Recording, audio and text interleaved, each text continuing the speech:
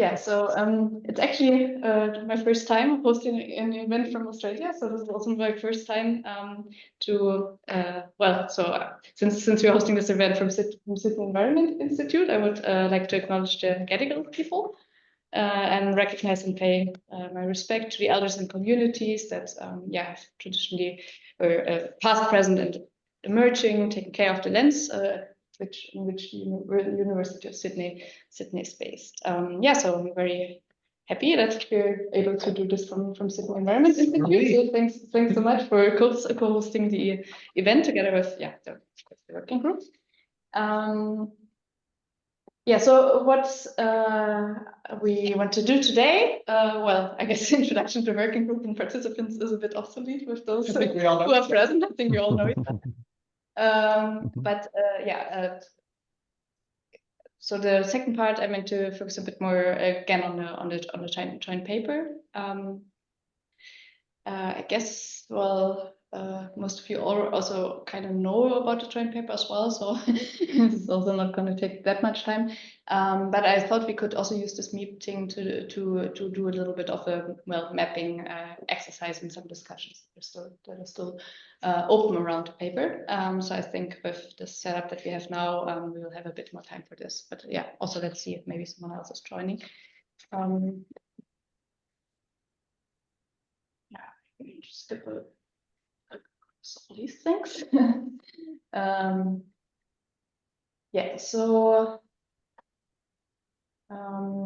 guess I'll just go through it anyway as a bit of a reminder, even though, I mean, you know these things. It's actually quite similar to what I've presented in Helsinki, but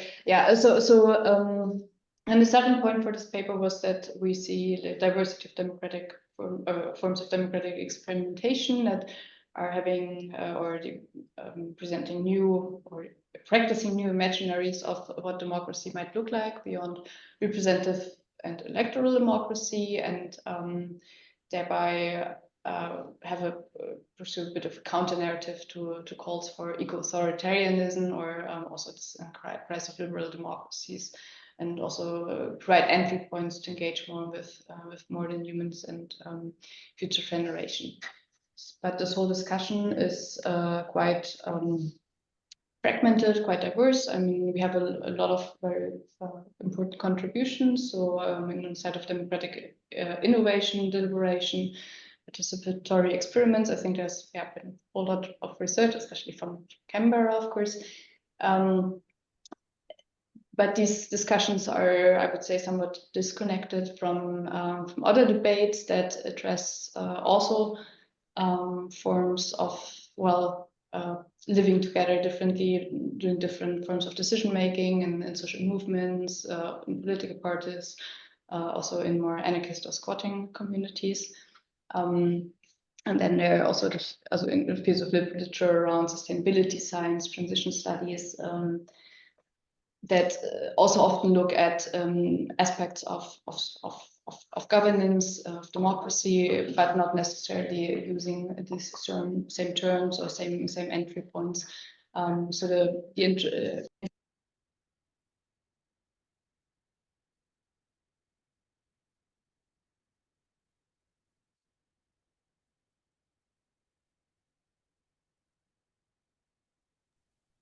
Sorry, did you just mute yourself, or is it me? I can't hear either.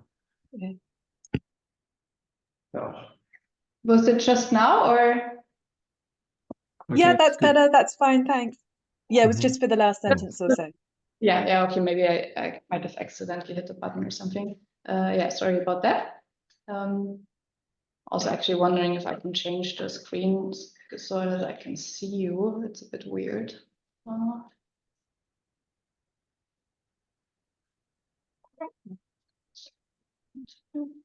It's not changing that.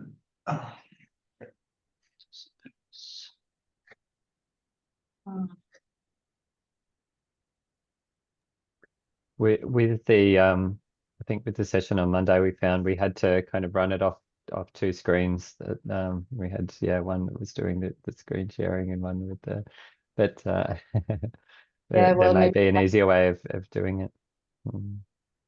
Oh yeah, maybe I show you on my laptop and then.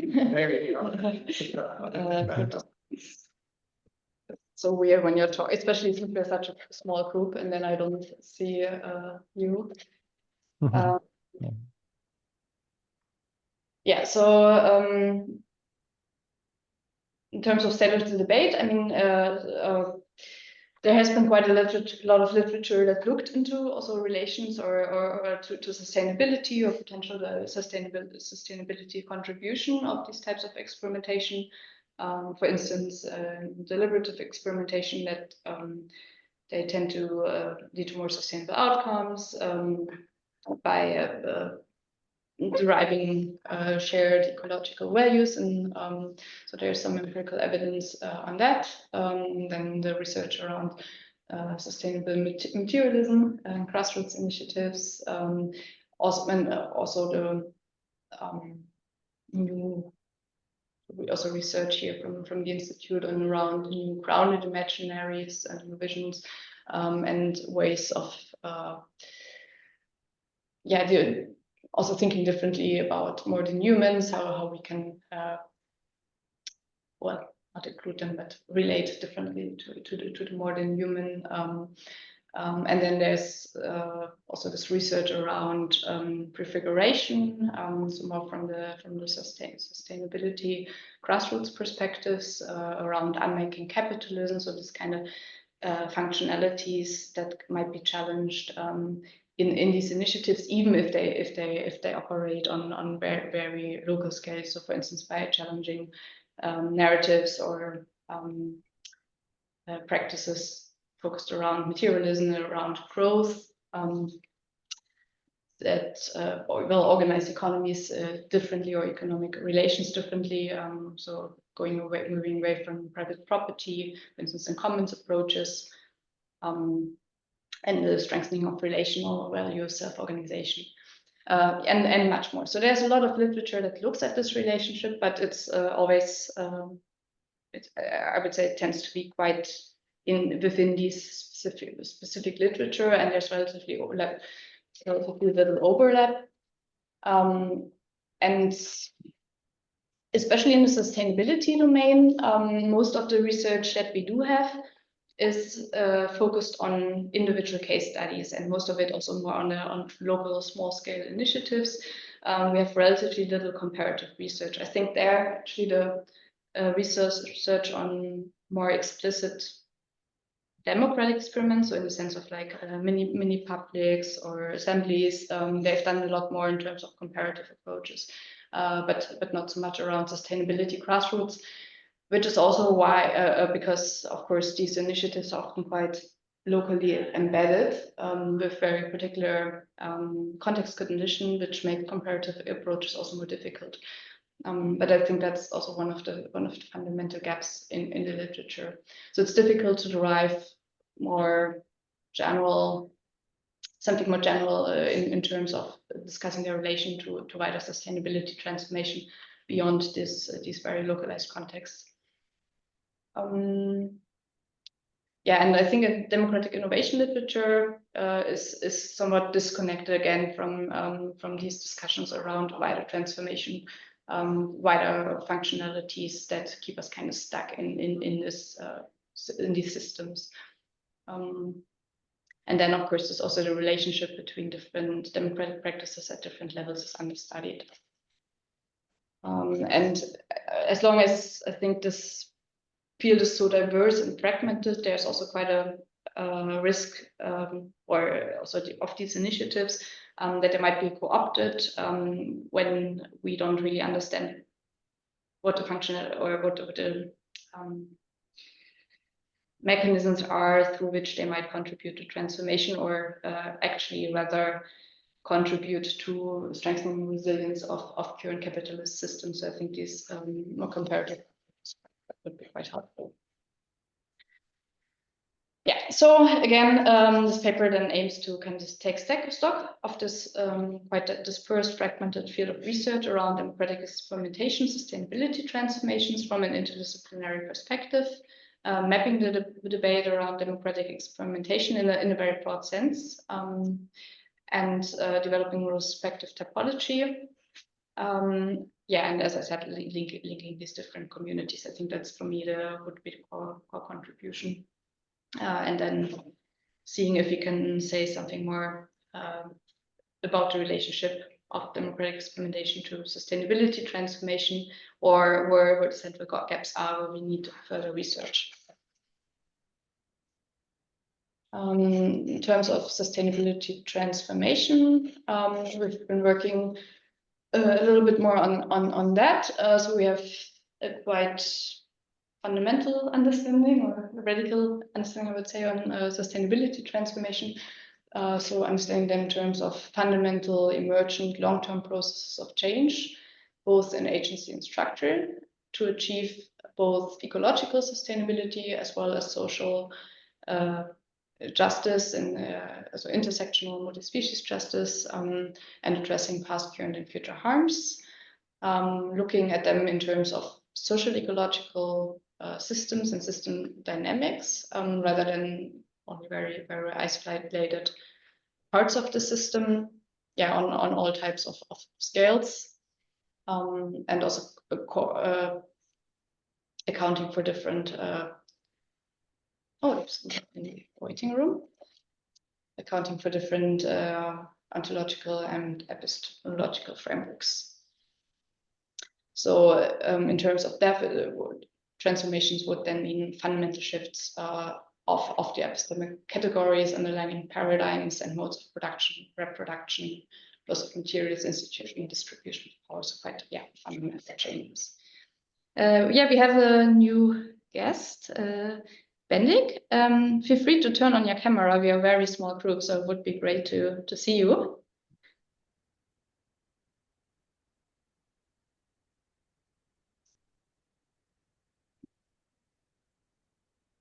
Yeah, I'm on my way. Okay. I cannot open the camera. Yeah. All right. Just let me know when you're ready, and maybe you can introduce yourself a little bit. I was just going through a joint paper that we've been working on. Yeah. So the question then, of course, is when we discuss this relationship between democratic experimentation and sustainability transformation, what does experimentation mean, or what do we mean by it in this terms of this paper? As I said at the beginning, it's a quite broad understanding. So delineating this from more traditional scientificist understandings of experimentation as hypothesis testing, on a more or less controlled condition, but rather seeing it as an openness inciting practice, as Suze wrote. So it's more an emergent process. So not to implement a specific end or hypothesis testing, but rather create conditions under which different types of practices, institutions can be played around with, and then also kind of adapted in a more iterative sense. So I think when we think about it from a systems perspective, I would say experimentation, or I would see experimentation more as adding to the array of possibilities that we have, but also considering, so you see maybe 3 entry points to understanding democratic experimentation on the slide. And one of them would also be these more configurative practices. So they're not necessarily about doing something completely new. I mean, I also listed indigenous communities. Of course, many of the practices have been around for a very long time, but often they don't have this broader, like in the dominant regime, they don't have this stark role. So I think that's more about like additional possibilities, opening up additional options within the system. That's more how I would understand democratic experimentation in that sense. So I think brings 3 maybe more literatures together. So we're still working on that. Oops. Yeah, and in terms of the mapping, so kind of the next step is to actually do a literature review and map the types of experimentation that we're seeing. So we've decided to focus more on grassroots experimentation to limit the scope somewhat, but then at the end put it in relation also to other developments that are happening. So I've simplified this here a little bit. So asking questions about, for instance, who is involved, who initiates these experiments, or questions of inclusion and exclusion. How is this set up? What is the issue scope that's addressed? What are the means of democratic engagement? Then the kind of intensity of participation or influence on decision making, the networks that they're engaged with, the scale, which of course then is also quite relevant, I think, for discussing potentials for transformation, the context, social political context, temporality, so when and also I guess how long, and directionality.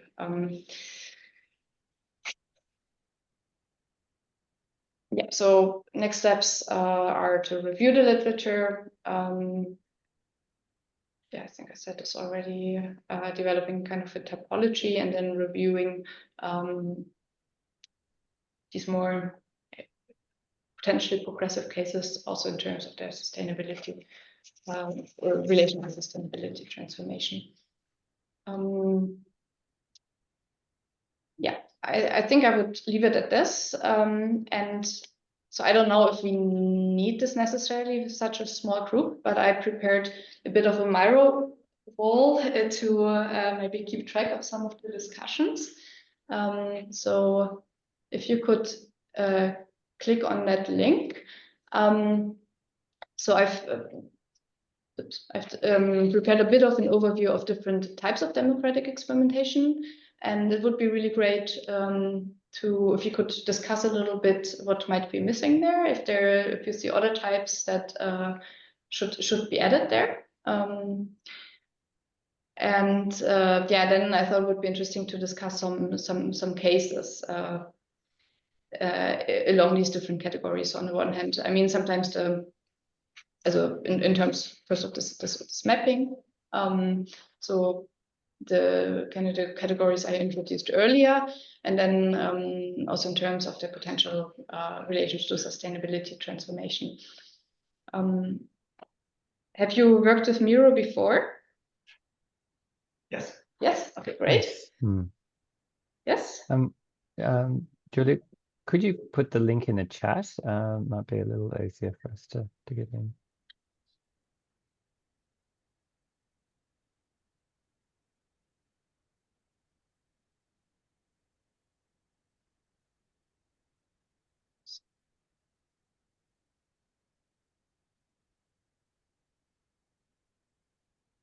Yeah, and as I said, since we are such a small group, I think we can also just discuss it and take some notes. But feel free to also use the Miro board to add aspects or track some notes. That is also. But yeah, maybe we start with a little bit. Do you have any reactions to kind of this mini presentation?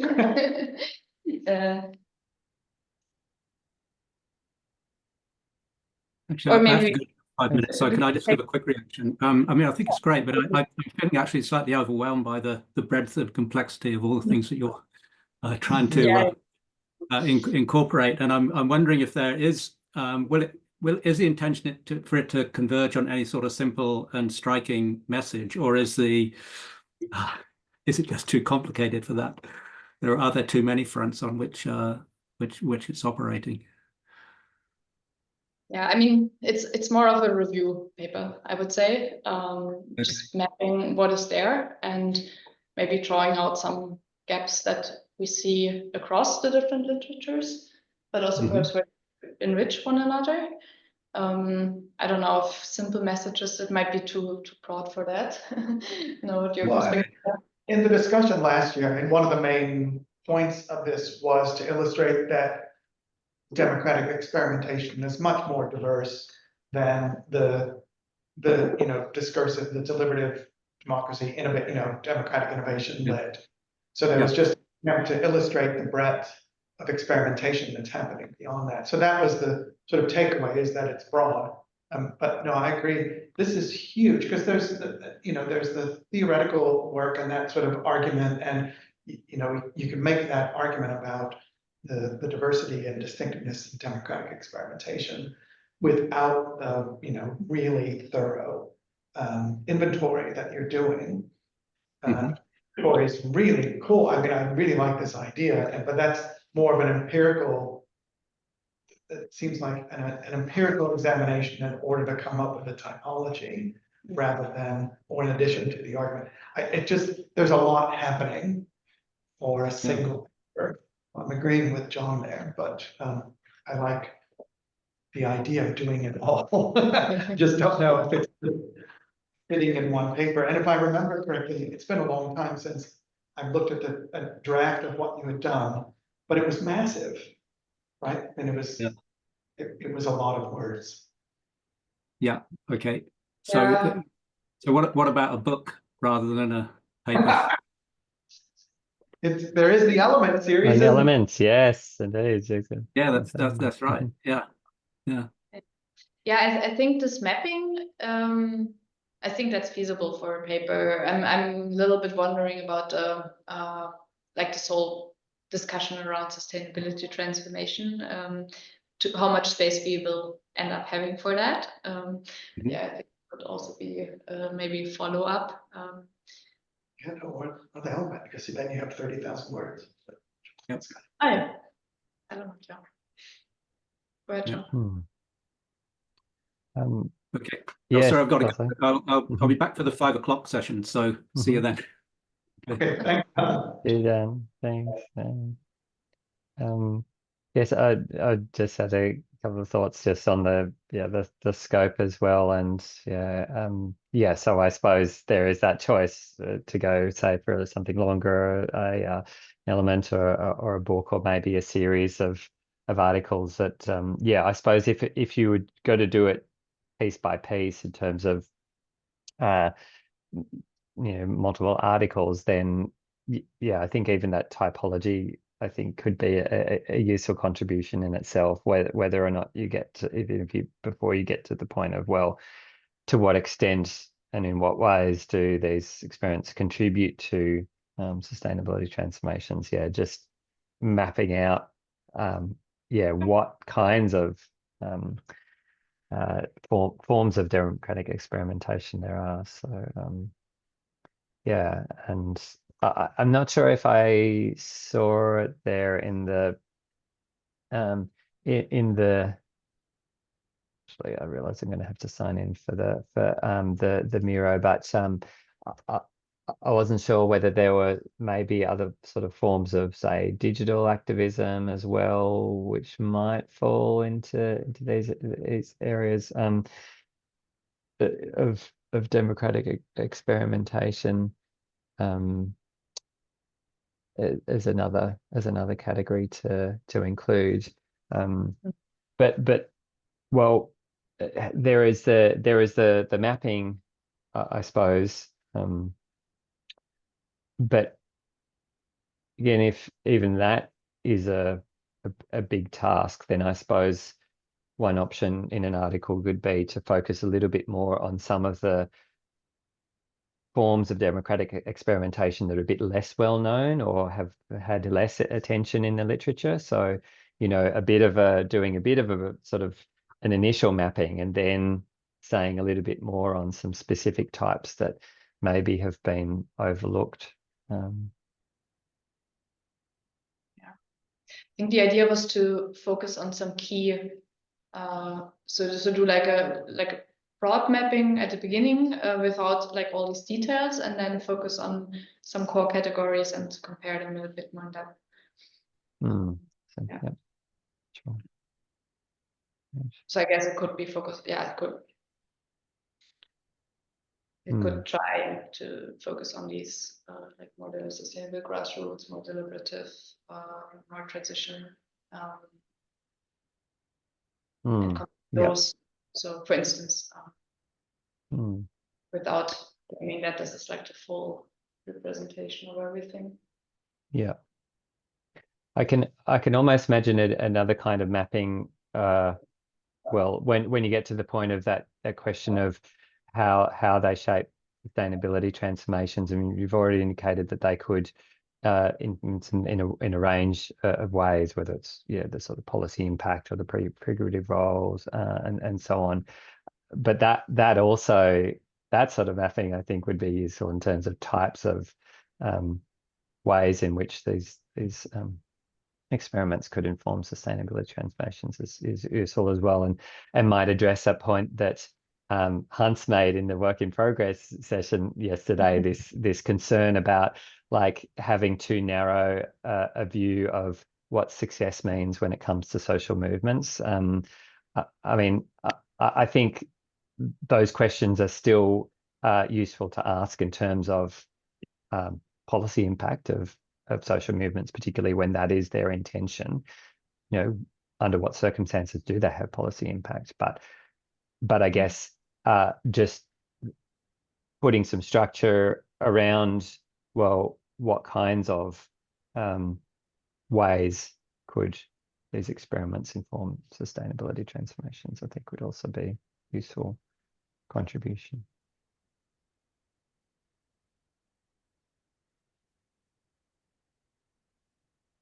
Could I ask a, oh, sorry.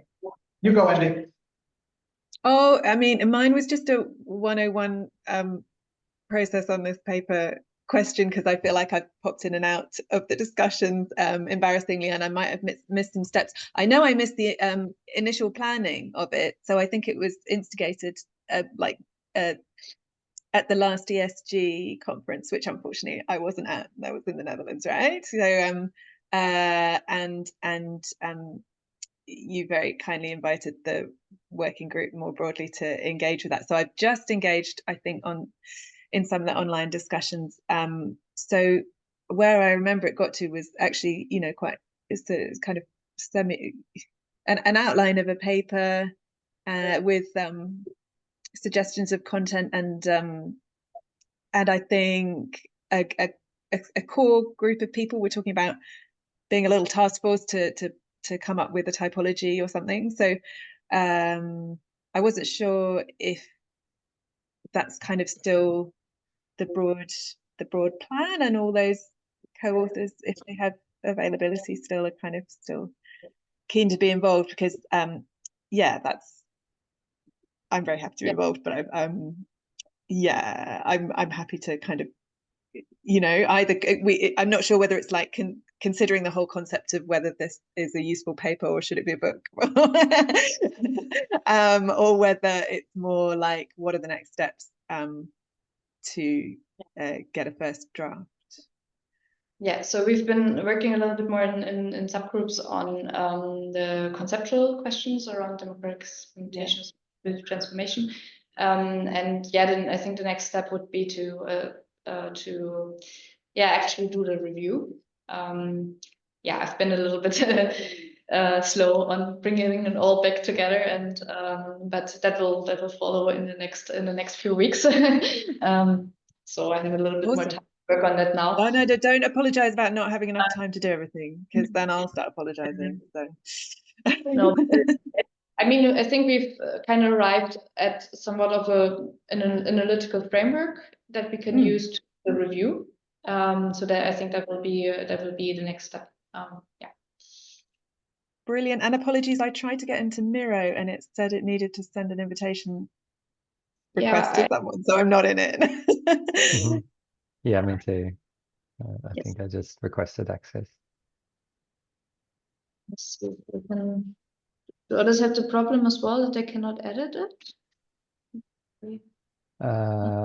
Oh yes, I just wasn't able to access it, so I just had to send an access request. But no, it's possible to change a setting so that it's an open board. Trying to change it.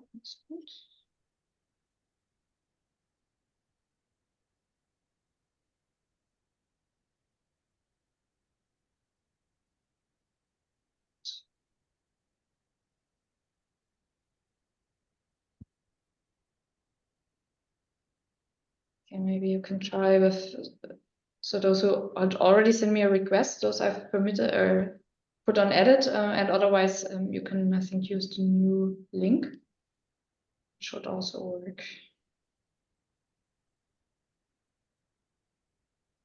Yes, I'm in now. Cool. Looks great. Mhm. Very nice. Yeah. So yeah, I think what makes sense is grouping these together a little bit. So like, for instance, yeah, more these democratic innovation types or cases, then more the like transition that have this explicit intention of like moving towards transition. So are also often also set up in this. Then more the, well, anarchist communities, these kind of things. I guess that's, well, yeah, a bit of a question of how to group them together. That makes it a little bit more difficult. Well, but so in the sustainability domain, these communities, and then, well, I guess maybe social movements, since they are a little bit acting on a different scale. Yeah, but yeah, first of all, I want to like have them all there, and then I think grouping them together to distribute the literature review would be helpful. Maybe it makes more sense to do this according to the to these literatures that are outlined earlier rather than according to the cases, because some of them are also discussed in different literatures. So more democratic innovation, radical democracy, sustainability sciences, transformation studies. Do you have any thoughts on that? What I'm thinking is that it could also be interesting to add a sort of historical dimension, like Athenian democracy. There's a book coming out on that now by James Backus, who's part of the meeting we had in Radboud. And he's writing explicitly about how you can go back to the PNIX, which was the Athenian assembly for a while, and use all these techniques they developed, solution and so on, as part of a sort of sustainability transformation. So I mean, it's anyways, it's a lot of really interesting ideas in there, and I'm not sure how much of it is applicable to our time, but some of it is worth engaging, definitely. Yeah.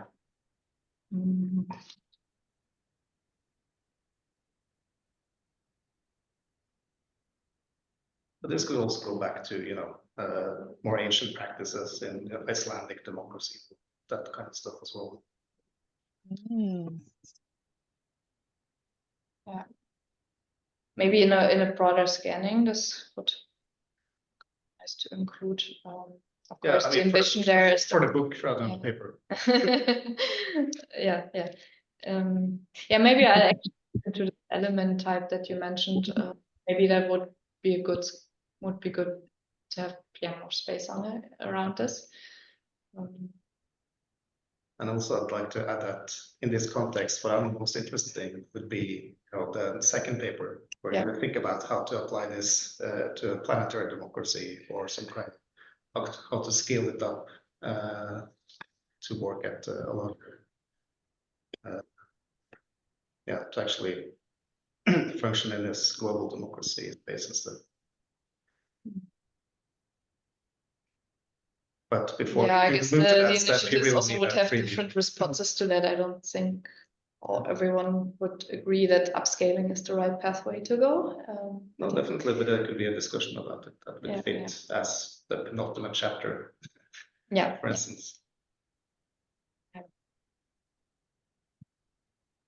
I think that is it's certainly an interesting discussion. And potentially whole chapter. It gets us into discussions we've had in the planetary justice space, where we have been talking about the pluriworlds contra the planetary dimensions, and that certainly applies here when you start talking about potential upscaling, whether that's just going to ruin it.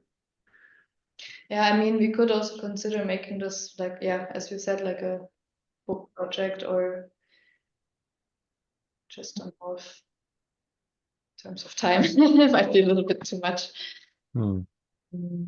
Yeah. I guess when when we were doing our sort of initial article a few years ago, we opted for a journal article just because we thought, well, maybe this is the most we can manage with limited time and resources. So and that wouldn't preclude it being then upscaled to use the term from an article into a book. There's maybe I think that's a little less risk involved with an article.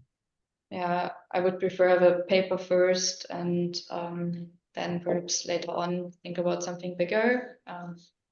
Also because I'm actually involved in another project it's a bit more focused. It's more on well, grassroots democracies. So it has a little bit a similar topic, but it's more focused, and there we will also work towards an edited book. So I wouldn't want to start another edited book project, at least in the lead. That would be too much. So I think, I see this more as a broad scoping, and then we can see where we take it from there. I see that you are all adding stuff that's already quite helpful. I suppose just one other thing, and again, this may have been discussed in previous meetings, but just I suppose where you mentioned in maybe one of the earlier slides, say interest in say traditional or indigenous forms of governance, self-governance and so on. And I guess there's a sort of terminological question there about, well, is that really experimentation as such if it is quite a well-established tradition and so on? So, is it then a matter of say, how you draw the line, I suppose, and how do you acknowledge that that experience and knowledge and so on, but deal with maybe the terminology about experimentation. Yeah, no, that's a really good point. I mean, you do want to bring in that acknowledgement and really the sort of growth of the legitimacy of Indigenous governance, especially in relation with the state. There's more open, and we heard some of that this morning from Kyle White. But hold back on the experimentation term and talk about it in terms of tradition and relationality and kinship, which is very long-standing practices. I have a different. Sorry. No, go ahead if you're continuing this conversation. It was just a brief continuation of that. Was I suppose that of course, it's sometimes assumed that say some of these say indigenous practices remain static, but of course there is a lot of innovation and you say experimentation too. You say within indigenous cultures as well, and I suppose as there is that sort of negotiation with the state and so on, governance forms may change in response, and so I guess that could be an element that could be brought out and perhaps legitimately thought of as experimentation, not lumping all in say indigenous local governance into experimentation, but maybe forms of innovation and change within those areas.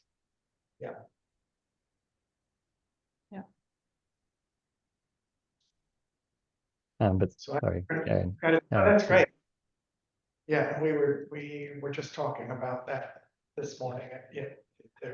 Kyle White was here talking about all the money that has gone to organizations out of the Inflation Reduction Act. And someone asked a great question about all the incentives going to private companies to work with EJ communities. And his response was, basically his response was, but they're assholes and they're really paternalistic and they're really dominating and they're not practicing what it is that the indigenous communities are bringing to them. And instead they're reacting as tech bros. It was pretty harsh. So I think the experimentation part is that attempt at collaboration, right? That attempt at acknowledgement, and more than even the sort of voice thing, but that the attempts to emulate and practice in concert with Indigenous communities. And there's certainly more of that happening in the US, not so much here. So, but I have a different question. This is why this paper would just get longer and longer, because this was asked of us, and rightly so, it's asked of us because there's another paper that Jens Marquette and others are doing that came out of a NEST conference a couple of years ago that's in Revise and Resubmit, but it is on, it's on a couple of different forms of democratic experimentation and ways that it that they address some of the critiques of liberal democracy. But one of the pieces of feedback that we got was, well, you have all these right-wing groups in Germany and in elsewhere, pretending that they are both democratic and ecological, or at least using that ecological messaging as a way to do small-scale community-based experiments. Clearly, they're authoritarian, they're xenophobic and racist, but they are both attempting to be, at least articulating themselves as both democratic and sustainable. So I'm curious how we deal with that kind of genuine, practiced on the ground, Germany, Finland, elsewhere, experiments in this kind of right-wing, authoritarian, and yet at least articulated as more democratic, anti-statist, anarchistic, and sustainable. Have to have a way to address that question. Yeah, so that I think we've discussed in the meetings before. No, it's not not a. It's just it is important, but again, we cannot do everything in this paper. So I think we took the decision to have that as one of the elements to maybe discuss in the discussion, but rather short. So just to put it a bit more in perspective, but not focus on it. Yeah. But it is an interesting question. Also, how do you relate to this? How do you delineate yourself from these types of experiments? So what was your response since you got this feedback?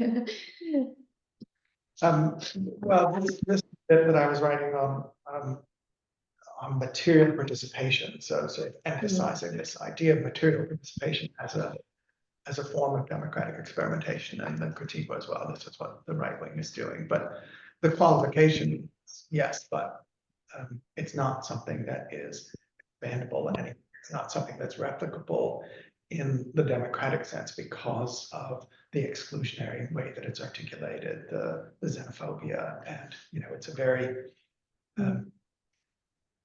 it's an identity-based attempt. So that was our response to it. Really, that it was inauthentic. In that way. Hidden supremacism. Like hidden supremacism. Oh, it's not hidden in any way. That's the thing. I mean, it's outright supremacism, but it's woven, right? It's democratic, sustainable white supremacy, which is pretty wild. But is it actually sustainable, or like in an ecological sense, or is it just a claim? Oh, this is all, and this is like the German and Finnish examples of, these are back to the land movements, very sustainable farming, food security, growing one's own, food and providing basic needs for the community. So there's no dependence on supply chains or the state. There's a relationship with that kind of survivalist mentality, but survivalism and sustainability are linked. I mean, it's fascinating stuff, and yet racist to the core and necessarily excludes, right? So in the Finnish case, there is all of this sort of call to the Finnish, the forest and the countryside as an authentic form of democracy, but that necessarily excludes immigrants. Right. So it's just how you deal with this, because they do claim to be democratic and they do claim to be sustainable in that sense. These sort of community-based survivalists. Well, I mean, we also have an element of justice in there, of looking at just sustainable transformation. So I guess this could be a way to prevent this kind of. That this gets to it, so how we define democratic experimentation, right? What kind of democracy and what are we looking for from experiments? I mean, experiments by definition is, it's something that you're testing to see if it works so that you can either expand or replicate. Right? What is it about these particular experiments that don't allow for the replication? They exclude huge swaths of the population. Yeah, and presume so. We're going to be talking about people who, initiatives that may not use the term democratic, and like you were saying yesterday, Julia, they may actually say, no, we are not democratic. We don't like democracy. So that's one issue in terms of like, where do you draw the boundaries? And then the other issue is, they probably won't be using the term experimentation. That these are our labels. So that sounds like there's quite a. I mean, that's what it wasn't the intention for this paper to do more than set that kind of boundary defining of terms out in the kind of introduction, was it? Or is that kind of a goal of the paper to say where do these boundaries lie and what's the relationship between democratic experimentations and other things that might look a bit like them but aren't, or whatever? Yeah, I mean, we define, of course, what we will look at, but it doesn't mean that it includes everything that could be described as experimentation or that self-proclaims as experimentation. I think that's how I would go about this. And of course, there's a differentiation between like what are kind of discursive strategies or even their own empirical understandings and what fits in our conceptualization. That's also to differentiate. And I'm just looking at your looking at the Miro board and realizing how many post-it notes say case example on them. And I know that was going to be an important part of the paper, but I actually was just looking for a bit of a refresher, Julia, on where discussions around the paper had got to around like, is the methodology of the paper like mainly focusing on a series of case studies, or is it just mentioning a few to illustrate, or is it like doing everything? So it will not go into depth in specific cases, so that's more illustratory, I would say. But it is empirically focused, so it's not a theoretical review of the literature. So it's more about like, as I said, like a typology of cases. What do these cases kind of have in common based on the literature?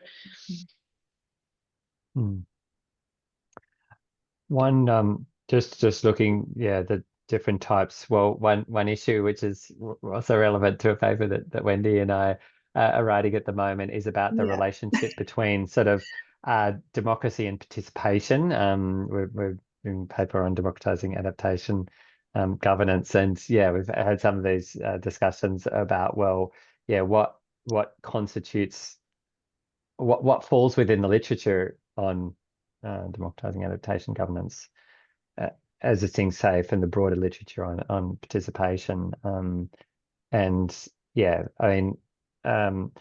So I suppose because I was thinking about some examples, say, of participatory initiatives that might qualify as democratic experiments, and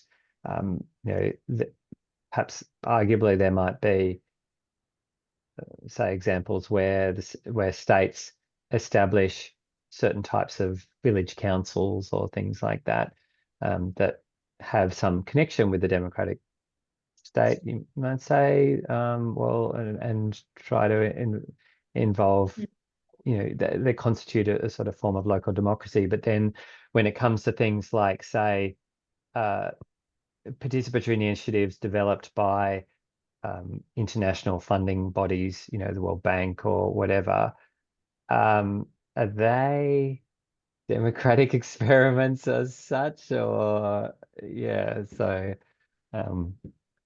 I guess that would be one question Yeah. too. What counts and what doesn't. Yes. It's And really that tricky. paper you're working on this, that's a really interesting question. Could you share that, or if you have a draft or something? It's getting Soon that enough. way. It's Yeah. getting, yeah. Seriously, hope so soon.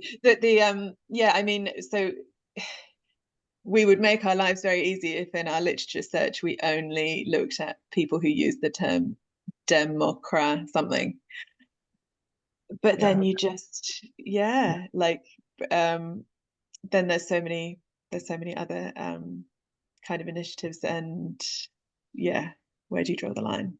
A lot of people don't even, especially because I'm from this international development background, a lot of people would just avoid the term democracy, but essentially be talking about the same thing. Well, that'd be like the groups, because I'll talk this afternoon about community resilient organizations. So basically sort of organizations that pop up in response to disasters like floods and fires, which is real democratic action. It's new, it's different. For me, it's a democratic experiment, but nobody would call it that. Right? Certainly. And even, I mean, thinking about the adaptation stuff, I don't know if you've heard about New South Wales current planning, but they are developing a set of guidelines for regional adaptation planning, but there is no regional governance in New South Wales. They're going to have to invent forms of regional governance in each region in order to do adaptation planning, which is fascinating, scary, but yes, amazing that that's the what they're going to try and do rather than what they did previously, which was LGA based, right? That is so fascinating. I don't want to take us off on a tangent, but I'd love to talk to you more about that, David, because those exact discussions were happening in Vietnam. People were like, but hang on, we don't have a regional level administrative structure. That's not how we work. And then they were like, oh, but the Communist Party used to have this Southwest Steering Committee. Could we use that? Like, and then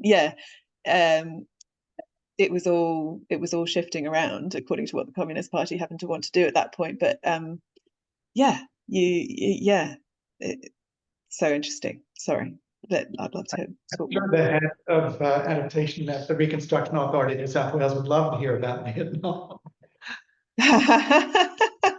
When I was working in Vietnam, and they were all like, "What, well, so what? How do you manage the Murray-Darling Basin?" Oh well. But then, I mean, to me, this is interesting because New South Wales is going to have to invent a new form of governance in order to develop adaptation plans. So they're not going to call it experimentation. Who knows what? No. But for us, innovation. What about innovation? Government's up with that. Do you have thoughts on how to deal with that with regard to the paper? Because it is indeed like if you deal with the threshold, what counts and what doesn't. Yeah, because if you consider all kinds of participation, it becomes endless, I think. I mean, I think we can set up some ways of defining. I mean, there are two terms there, right? There's the democratic part, and there's experimentation. Right? Yeah. So on the latter, it's something. It's different. It's new. It's small scale. It's being designed from the ground up. There are a variety of sort of thresholds that we can put at on the experiment, and then the democratic part, right? What do we mean? So public, inclusive, participatory, not authoritarian or racist. So we can exclude those right in a definitional way.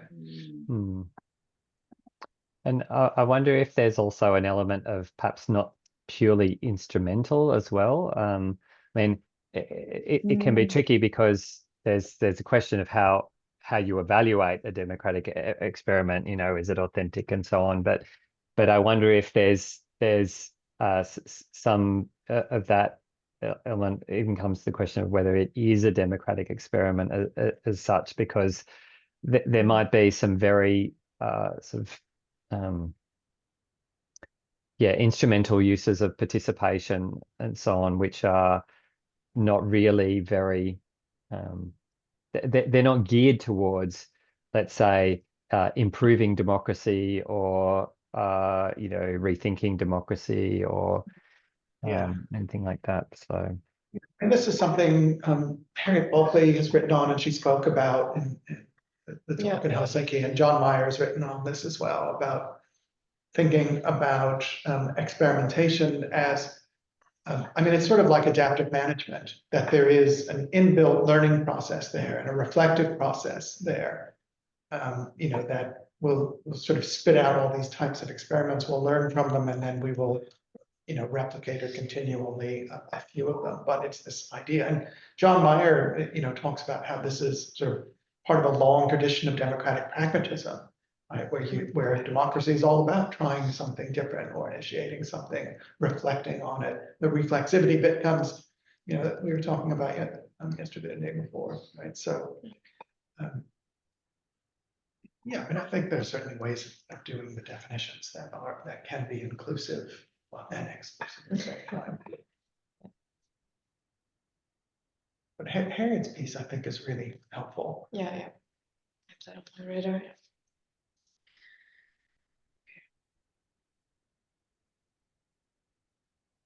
by the way, Julia, I think we have another participant who's joined. I don't know.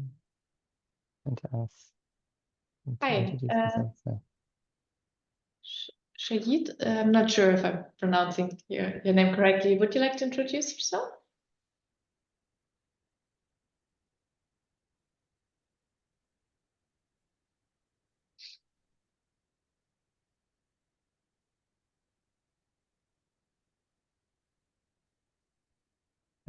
And maybe listening in, so in observer mode, so that's fine too.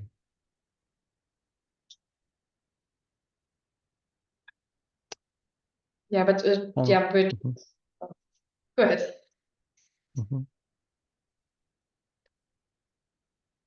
Great.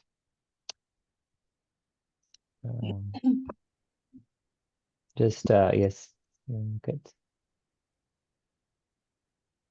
Updates to the map.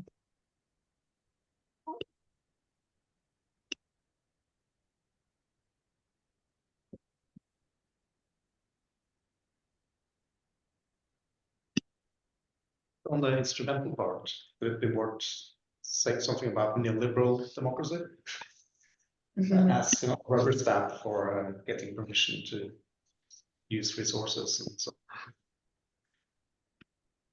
where you have, you take in indigenous communities as stakeholders, but then you completely overrule their concerns. So that's something that's been raised in a few papers over the year. No, I mean, I think the paper has to be set out in a way that illustrates that these democratic experiments are responses to the lack of sustainability of current democratic processes, right? Or the lack of democracy in some sustainability proposals. Even though this is not always like the main entry point, some initiatives, well, from sustainability perspective, but I mean, it is in a way linked in terms of trying to reclaim space for action. So if you understand democracy in this way, I think then it's still the same goal. Yeah.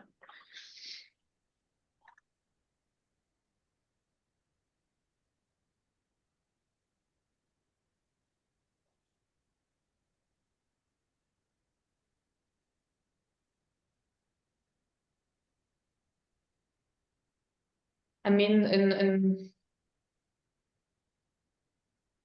so we could focus on the initiatives that are kind of bottom up. So that would exclude a lot of the like participatory initiatives that are more like in terms of planning these kind of aspects. But it would include, for instance, forms of like radical municipalism, where they try to, still on an urban municipal scale, do local governance differently, but more driven from a bottom-up perspective. Or do you think that would exclude too many? I mean, that would seem to exclude states that are experimenting with deliberative processes, for example. Yeah. Which you may not want to exclude. Yeah, and you have to be aware of, astroturfing. So good. Astroturfing, when people set up grassroots movements that are essentially just fronts. Yeah, fronts for Republican interests, for instance. So. Yeah. Okay. I should just say that I need to go 40 past, if that's okay. I was thinking, so I mean the question around what to include and include with is not a question around like setting up a database of all of the democratic innovations that would be relevant, right? That might be and you even talked about it might be a super interesting project, but regarding this particular paper, it's about the scope of what's being explored. So in the sense of the establishing what the definitions are and what's within scope of the paper to be discussed, right? Yeah. And then the fact that it's not a methodological problem if the scope is very broad, in the sense that we don't need to be analysing all of those examples, right? It's more it's more of a conceptual and argumentation issue, like what do we want to include within the definition, or indeed is that part of the point of the argument is to define a category that hasn't been I think it's two questions, I suppose. Like on the one hand, how do we define it, but which is linked to the question of what do we include. I mean, we could also say, okay, our definition is broader, but we focus on these subtypes. That's also a way to go. That's the best way to go, so we don't claim that it's only these. Yeah, we can't claim to be comprehensive in a short paper. So. Can I ask a different sort of beyond, because we talked about a paper and we talked about a book, but we're also talking about a massive sort of data collection exercise.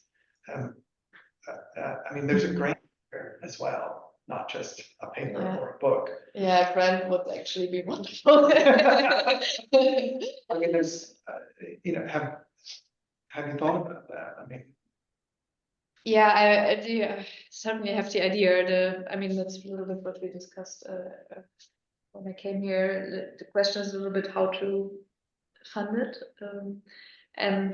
I mean, I'm not quite ready to lead a large collaborative project in terms of my academic stage. well, then, but it would be great to do something around these lines, and I mean, that's in a way I would say that's my ultimate goal. yeah, I mean, in the European context, the only thing available that all of us could do is a synergy, which is a huge endeavor. And we would need some other people and more senior people at European institutions. I don't know if others have some ideas there, but I mean, you could certainly do your grant when you've got time for that. We could put together Australian discovery proposal. Actually, we can do this in the next couple of months. Put together an expression of interest, just a short 2-pager that could have a number of folks. Though who's available will depend on the outcomes of the current. But this can't be linked to Europe, I guess, or no. That's the thing, is the Australian, like if you were to get an individual grant, an ERC grant, it could fund people from Australia to visit and assist, but it couldn't pay for project funds to come here. And it's the same exact thing with the ARC. So we could fund travel, but we couldn't fund into project funds that would be transferred to a European university. Yeah. So it's, Hmm. yeah, it's tricky. I mean, career-wise, for me, it's also like it doesn't necessarily. I mean, I have my position, doesn't have to necessarily have to fund my position, but I mean, what would therefore it's be the possibility to get like if it's a PhD student together or something around these lines? Yeah, you can get a PhD student, but they'd still, with an ARC, they'd still have to be based here. Then we could fund them to travel extensively. Yeah.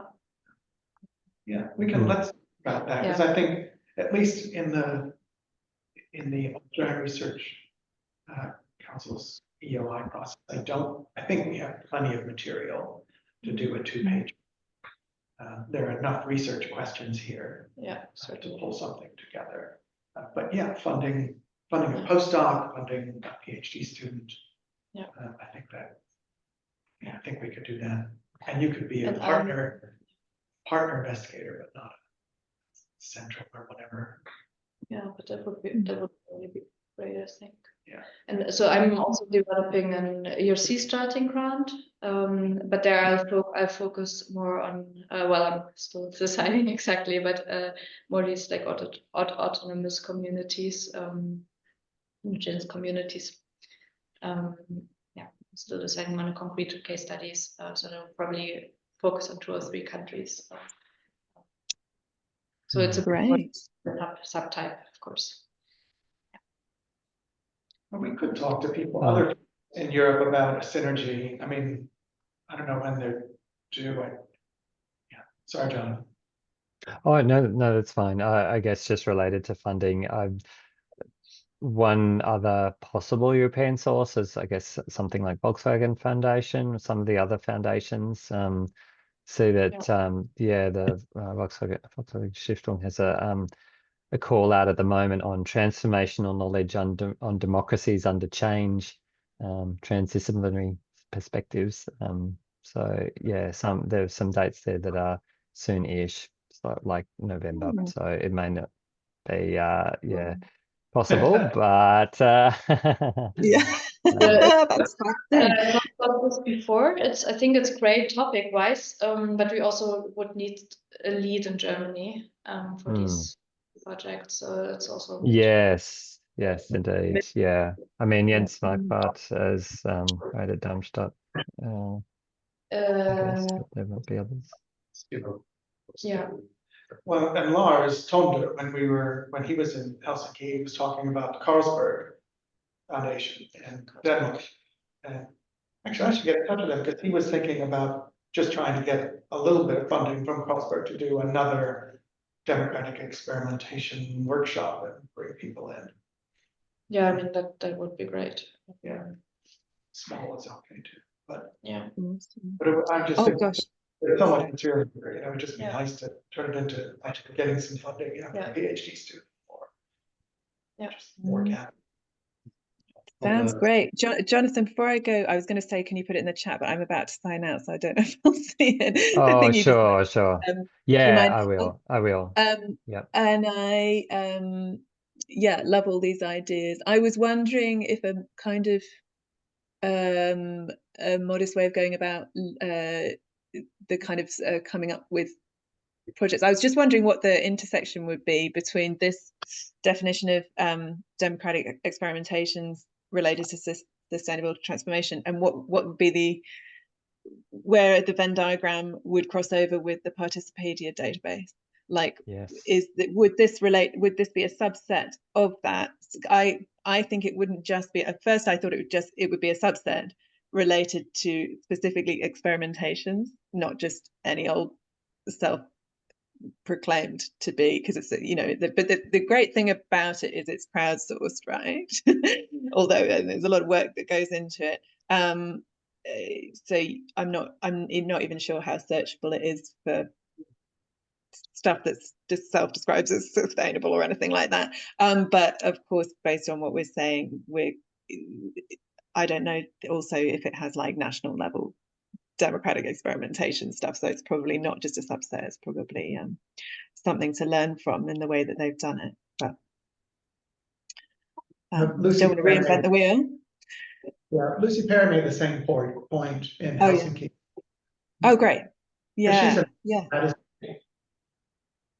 in the Participedia? Sorry, I missed that.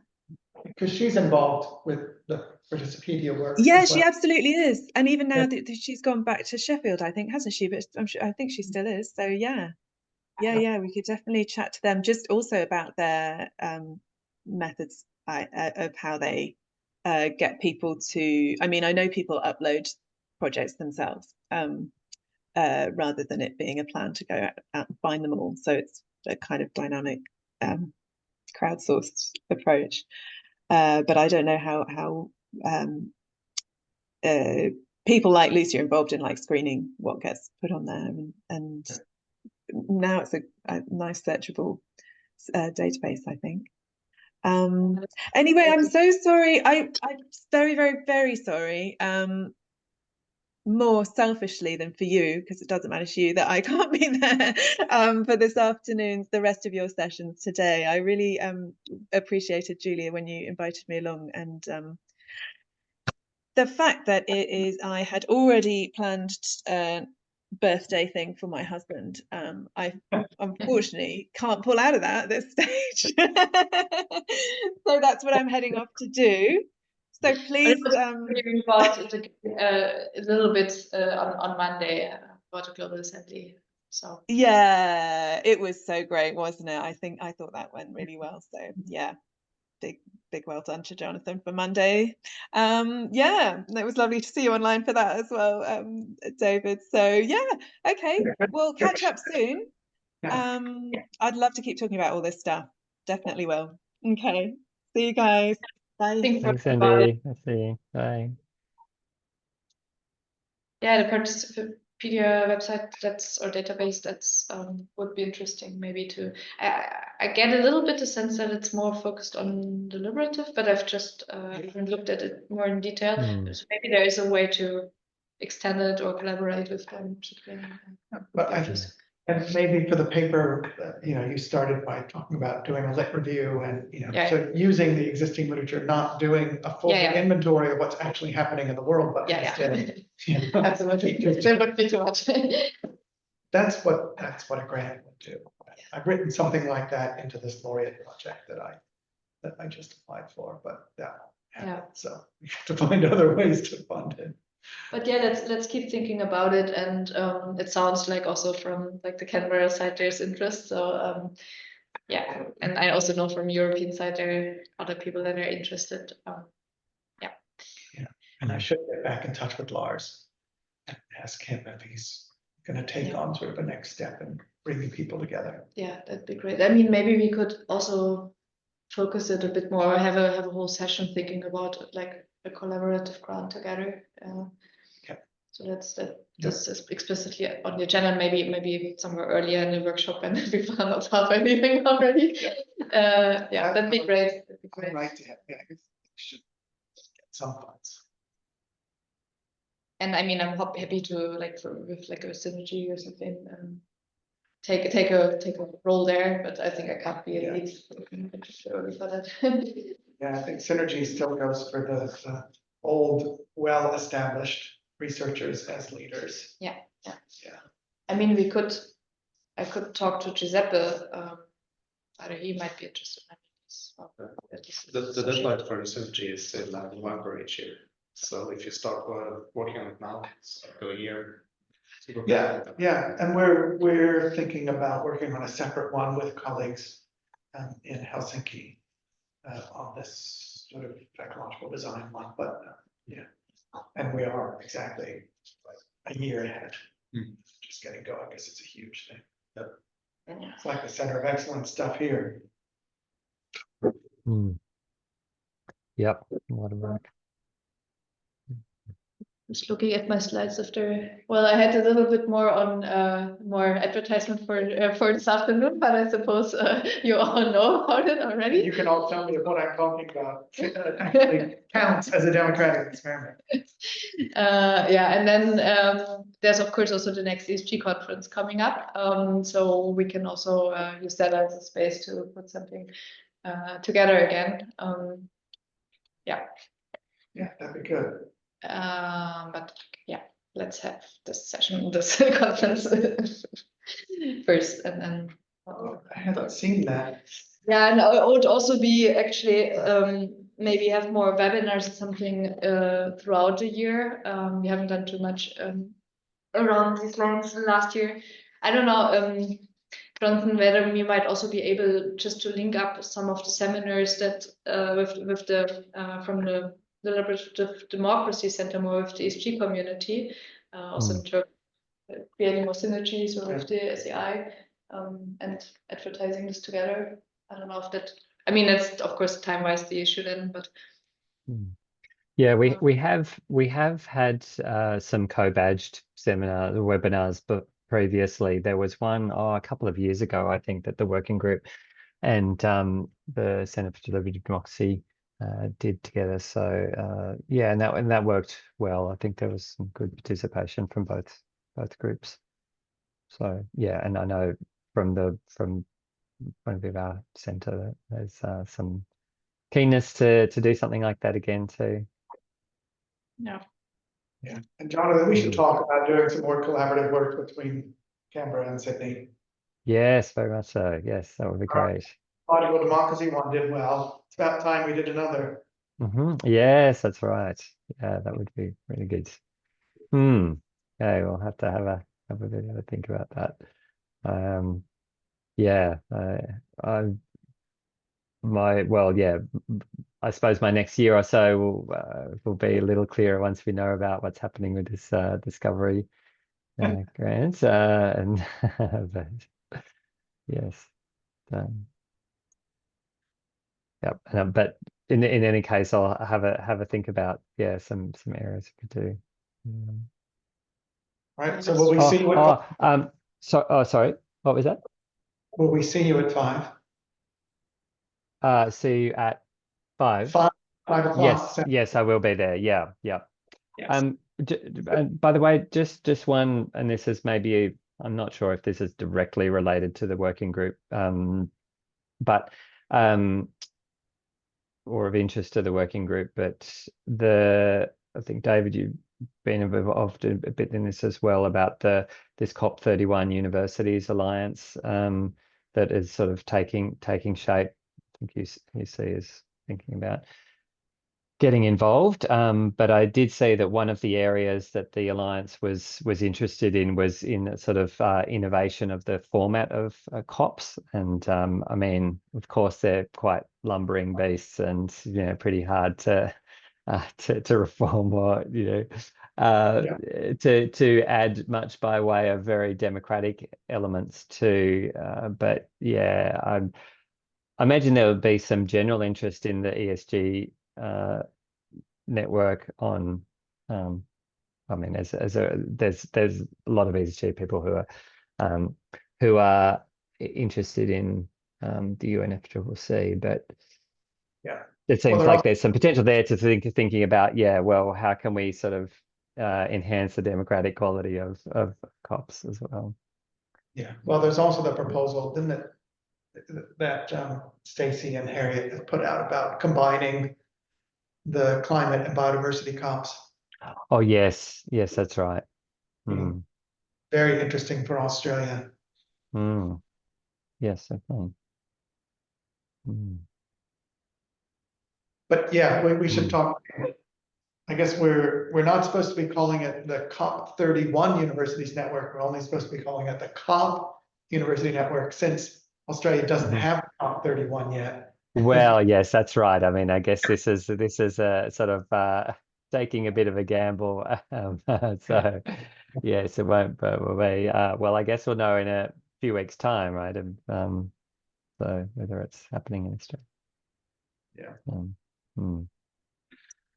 All right. Yeah. Well, thanks so much for joining. Yes, It's a very small group, and I hope to see you at 5. And yeah, we can follow up on the things we discussed in terms of funding and webinars and paper.